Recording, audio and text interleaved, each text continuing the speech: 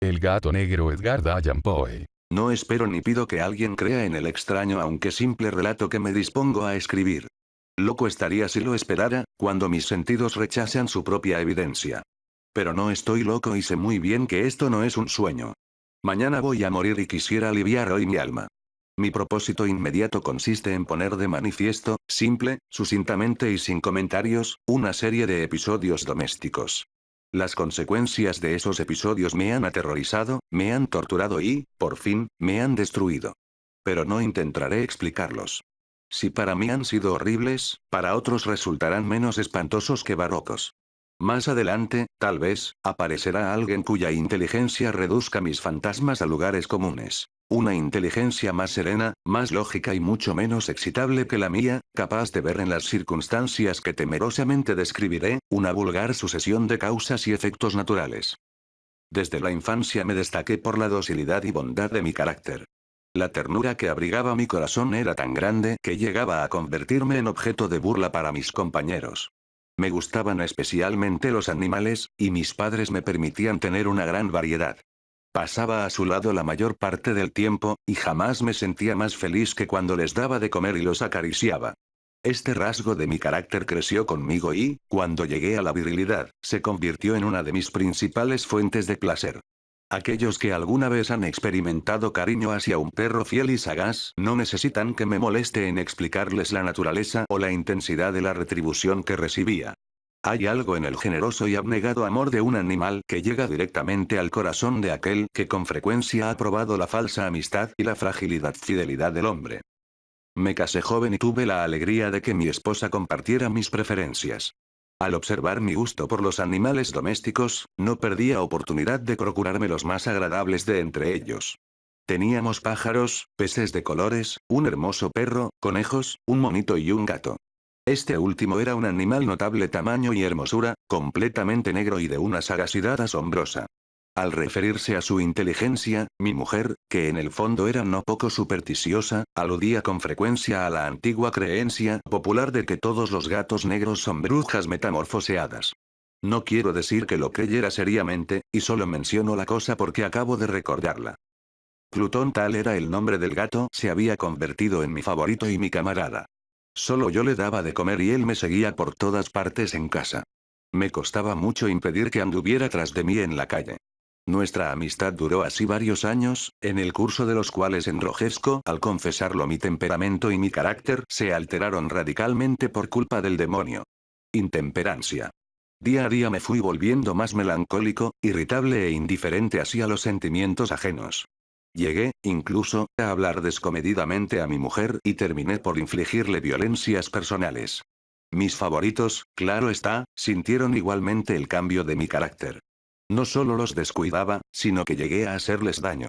Hacia Plutón, sin embargo, conservé suficiente consideración como para abstenerme de maltratarlo, cosa que hacía con los conejos, el mono y hasta el perro cuando, por casualidad o movidos por el afecto, se cruzaban en mi camino.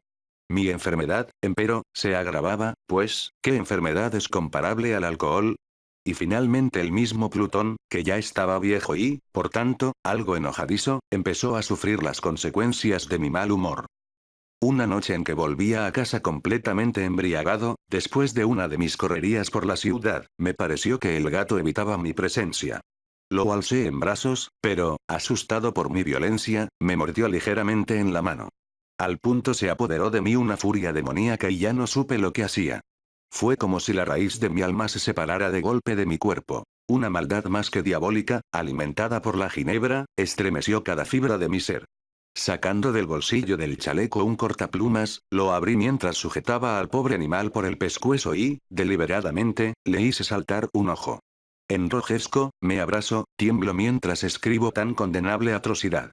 Cuando la razón retornó con la mañana, cuando hube disipado en el sueño los vapores de la orgía nocturna, sentí que el horror se mezclaba con el remordimiento ante el crimen cometido. Pero mi sentimiento era débil y ambiguo, no alcanzaba a interesar al alma. Una vez más me hundí en los excesos y muy pronto ahogué en vino los recuerdos de lo sucedido. El gato, entretanto, mejoraba poco a poco. Cierto que la órbita donde faltaba el ojo presentaba un horrible aspecto, pero el animal no parecía sufrir ya. Se paseaba, como de costumbre, por la casa, aunque, como es de imaginar, huía aterrorizado al verme. Me quedaba aún bastante de mi antigua manera de ser para sentirme agraviado por la evidente antipatía de un animal que alguna vez me había querido tanto. Pero ese sentimiento no tardó en ceder paso a la irritación. Y entonces, para mi caída final e irrevocable, se presentó el espíritu de la perversidad. La filosofía no tiene en cuenta a este espíritu. Y, sin embargo, tan seguro estoy de que mi alma existe como de que la perversidad es uno de los impulsos primordiales del corazón humano, una de las facultades primarias indivisibles, uno de esos sentimientos que dirigen el carácter del hombre. ¿Quién no se ha sorprendido a sí mismo 100 veces en momentos en que cometía una acción tonta o malvada por la simple razón de que no debía cometerla? ¿No hay en nosotros una tendencia permanente, que enfrenta descaradamente al buen sentido, una tendencia a transgredir lo que constituye la ley por el solo hecho de serlo? Este espíritu de perversidad se presentó, como he dicho, en mi caída final.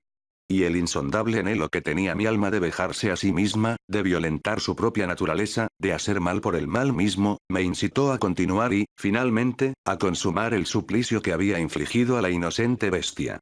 Una mañana, obrando a sangre fría, le pasé un lazo por el pescuezo y lo ahorqué en la rama de un árbol. Lo ahorqué mientras las lágrimas manaban de mis ojos y el más amargo remordimiento me apretaba el corazón. Lo ahorqué porque recordaba que me había querido y porque estaba seguro de que no me había dado motivo para matarlo. Lo ahorqué porque sabía que, al hacerlo, cometía un pecado mortal que comprometería mi alma hasta llevarla, si ello fuera posible, más allá del alcance de la infinita misericordia del Dios más misericordioso y más terrible. La noche de aquel mismo día en que cometí tan cruel acción me despertaron gritos de incendio. Las cortinas de mi cama eran una llama viva y toda la casa estaba ardiendo. Con gran dificultad pudimos escapar de la conflagración mi mujer, un sirviente y yo. Todo quedó destruido. Mis bienes terrenales se perdieron y desde ese momento tuve que resignarme a la desesperanza. No incurriré en la debilidad de establecer una relación de causa y efecto entre el desastre y mi criminal acción. Pero estoy detallando una cadena de hechos y no quiero dejar ningún eslabón incompleto. Al día siguiente del incendio acudí a visitar las ruinas. Salvo una, las paredes se habían desplomado. La que quedaba en pie era un tabique divisorio de poco espesor, situado en el centro de la casa, y contra el cual se apoyaba antes la cabecera de mi lecho. El enlucido había quedado a salvo de la acción del fuego, cosa que atribuía a su reciente aplicación. Una densa muchedumbre habíase reunido frente a la pared y varias personas parecían examinar parte de la misma con gran atención y detalle. Las palabras extraño, curioso y otras similares excitaron mi curiosidad. Al aproximarme vi que en la blanca superficie, grabada como un bajorrelieve, aparecía la imagen de un gigantesco gato. El contorno tenía una nitidez verdaderamente maravillosa. Había una soga alrededor del pescuezo del animal. Al descubrir esta aparición, ya que no podía considerarla otra cosa, me sentí dominado por el asombro y el terror. Pero la reflexión vino luego en mi ayuda. Recordé que había ahorcado al gato en un jardín contiguo a la casa. Al producirse la alarma del incendio, la multitud había invadido inmediatamente el jardín. Alguien debió de cortar la soga y tirar al gato en mi habitación por la ventana abierta. Sin duda, habían tratado de despertarme en esa forma. Probablemente la caída de las paredes comprimió a la víctima de mi crueldad contra el enlucido recién aplicado, cuya cal, junto con la acción de las llamas y el amoníaco del cadáver, produjo la imagen que acababa de ver. Si bien en esta forma quedó satisfecha mi razón, ya que no mi conciencia, sobre el extraño episodio, lo ocurrido impresionó profundamente mi imaginación. Durante muchos meses no pude librarme del fantasma del gato, y en todo ese tiempo dominó mi espíritu un sentimiento informe que se parecía, sin serlo, al remordimiento. Llegué al punto de lamentar la pérdida del animal y buscar, en los viles antros que habitualmente frecuentaba, algún otro de la misma especie y apariencia que pudiera ocupar su lugar. Una noche en que, borracho a medias, me hallaba en una taberna más que infame, reclamó mi atención algo negro posado sobre uno de los enormes toneles de ginebra que constituían el principal moblaje del lugar. Durante algunos minutos había estado mirando dicho tonel y me sorprendió no haber advertido antes la presencia de la mancha negra en lo alto. Me aproximé y la toqué con la mano. Era un gato negro muy grande, tan grande como Plutón y absolutamente igual a este, salvo un detalle. Plutón no tenía el menor pelo blanco en el cuerpo, mientras este gato mostraba una vasta aunque indefinida mancha blanca que le cubría casi todo el pecho. Al sentirse acariciado se enderezó prontamente, ronroneando con fuerza, se frotó contra mi mano y pareció encantado de mis atenciones. Acababa, pues, de encontrar el animal que precisamente andaba buscando.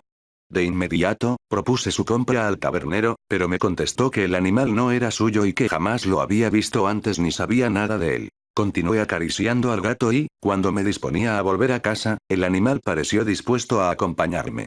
Le permití que lo hiciera, deteniéndome una y otra vez para inclinarme y acariciarlo. Cuando estuvo en casa, se acostumbró a ella de inmediato y se convirtió en el gran favorito de mi mujer. Por mi parte, pronto sentí nacer en mí una antipatía hacia aquel animal. Era exactamente lo contrario de lo que había anticipado, pero, sin que pueda decir cómo ni por qué, su marcado cariño por mí me disgustaba y me fatigaba. Gradualmente, el sentimiento de disgusto y fatiga creció hasta alcanzar la amargura del odio. Evitaba encontrarme con el animal. Un resto de vergüenza y el recuerdo de mi crueldad de antaño me vedaban maltratarlo. Durante algunas semanas me abstuve de pegarle o de hacerlo víctima de cualquier violencia. Pero gradualmente, muy gradualmente, llegué a mirarlo con inexpresable odio y a huir en silencio de su detestable presencia, como si fuera una emanación de la peste. Lo que, sin duda, contribuyó a aumentar mi odio fue descubrir, a la mañana siguiente de haberlo traído a casa, que aquel gato, igual que Plutón, era tuerto. Esta circunstancia fue precisamente la que lo hizo más grato a mi mujer, quien, como ya dije, poseía en alto grado esos sentimientos humanitarios que alguna vez habían sido mi rasgo distintivo y la fuente de mis placeres más simples y más puros. El cariño del gato por mí parecía aumentar en el mismo grado que mi aversión. Seguía mis pasos con una pertinencia que me costaría hacer entender al lector. Dondequiera que me sentara venía a ovillarse bajo mi silla o saltaba a mis rodillas, prodigándome sus odiosas caricias. Si echaba a caminar, se metía entre mis pies, amenazando con hacerme caer, o bien clavaba sus largas y afiladas uñas en mis ropas, para poder trepar hasta mi pecho. En esos momentos, aunque ansiaba aniquilarlo de un solo golpe, me sentía paralizado por el recuerdo de mi primer crimen, pero sobre todo, quiero confesarlo ahora mismo, por un espantoso temor al animal. Aquel temor no era precisamente miedo de un mal físico y, sin embargo, me sería imposible definirlo de otra manera. Me siento casi avergonzado de reconocer, sí, aún en esta celda de criminales me siento casi avergonzado de reconocer que el terror, el espanto que aquel animal me inspiraba, era intensificado por una de las más insensatas quimeras que sería dado concebir. Más de una vez mi mujer me había llamado la atención sobre la forma de la mancha blanca de la cual ya he hablado, y que constituía la única diferencia entre el extraño animal y el que yo había matado. El lector recordará que esta mancha, aunque grande, me había parecido al principio de forma indefinida. Pero gradualmente, de manera tan imperceptible que mi razón luchó durante largo tiempo por rechazarla como fantástica, la mancha fue asumiendo un contorno de rigurosa precisión. Representaba ahora algo que me estremezco al nombrar, y por ello odiaba, temía y hubiera querido librarme del monstruo si hubiese sido capaz de atreverme. Representaba, digo, la imagen de una cosa atroz, siniestra, la imagen del patíbulo. Oh lúgubre y terrible máquina del horror y del crimen, de la agonía y de la muerte.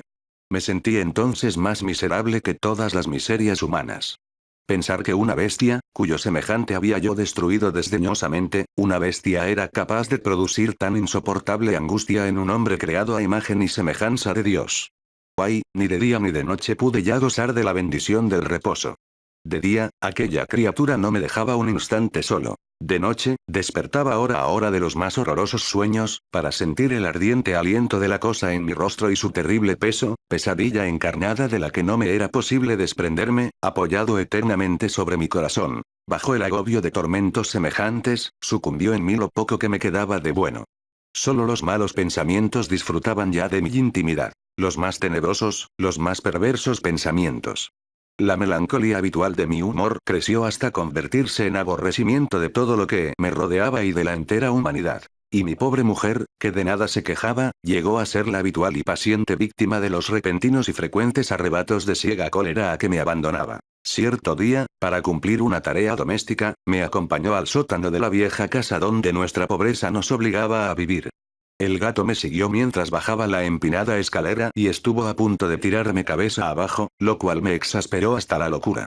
Alzando un hacha y olvidando en mi rabia los pueriles temores que hasta entonces habían detenido mi mano, descargué un golpe que hubiera matado instantáneamente al animal de haberlo alcanzado. Pero la mano de mi mujer detuvo su trayectoria. Entonces, llevado por su intervención a una rabia más que demoníaca, me zafé de su abrazo y le hundí el hacha en la cabeza. Sin un solo quejido, cayó muerta a mis pies. Cumplido este espantoso asesinato, me entregué al punto y con toda sangre fría a la tarea de ocultar el cadáver. Sabía que era imposible sacarlo de casa, tanto de día como de noche, sin correr el riesgo de que algún vecino me observara. Diversos proyectos cruzaron mi mente. Por un momento pensé en descuartizar el cuerpo y quemar los pedazos. Luego se me ocurrió cavar una tumba en el piso del sótano. Pensé también si no convenía arrojar el cuerpo al pozo del patio o meterlo en un cajón, como si se tratara de una mercadería común, y llamar a un mozo de cordel para que lo retirara de casa. Pero, al fin, di con lo que me pareció el mejor expediente y decidí emparedar el cadáver en el sótano, tal como se dice que los monjes de la Edad Media emparedaban a sus víctimas. El sótano se adaptaba bien a este propósito. Sus muros eran de material poco resistente y estaban recién revocados con un mortero ordinario, que la humedad de la atmósfera no había dejado endurecer. Además, en una de las paredes se veía la saliencia de una falsa chimenea, la cual había sido rellenada y tratada de manera semejante al resto del sótano. Sin lugar a dudas, sería muy fácil sacar los ladrillos en esa parte, introducir el cadáver y tapar el agujero como antes, de manera que ninguna mirada pudiese descubrir algo sospechoso. No me equivocaba en mis cálculos. Fácilmente saqué los ladrillos con ayuda de una palanca y, luego de colocar cuidadosamente el cuerpo contra la pared interna, lo mantuve en esa posición mientras aplicaba de nuevo la mampostería en su forma original. Después de procurarme argamasa, arena y cerda, preparé un enlucido que no se distinguía del anterior y revoqué cuidadosamente el nuevo enladrillado. Concluida la tarea, me sentí seguro de que todo estaba bien. La pared no mostraba la menor señal de haber sido tocada. Había barrido hasta el menor fragmento de material suelto. Miré en torno, triunfante, y me dije, aquí, por lo menos, no he trabajado en vano. Mi paso siguiente consistió en buscar a la bestia causante de tanta desgracia, pues al final me había decidido a matarla. Si en aquel momento el gato hubiera surgido ante mí, su destino habría quedado sellado, pero, por lo visto, el astuto animal, alarmado por la violencia de mi primer acceso de cólera, se cuidaba de aparecer mientras no cambiara mi humor.